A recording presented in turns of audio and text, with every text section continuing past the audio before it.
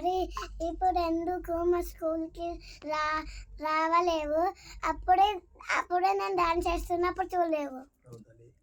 Hi friend, పెద్ద కూతురు ఏమంటుందంటే ఇవాళ వాళ్ళది యాన్యువల్ డే సెలబ్రేషన్స్ అయితే ఉన్నాయండి స్కూల్లో.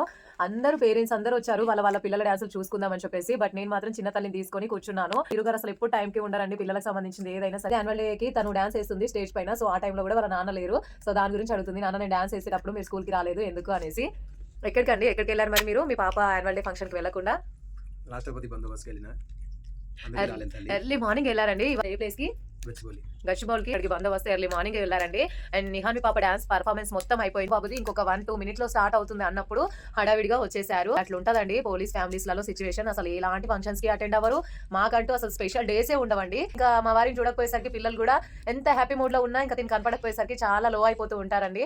అండ్ వాళ్ళకి కానీ ఉంటుంది కదా మనసులో, మా మమ్మీ డాడీ రావాలి మా స్టేజ్ మీద పర్ఫార్మెన్సెస్ ఉన్నప్పుడు అయినా వాళ్ళు కూడా కోరుకుంటారు కదా.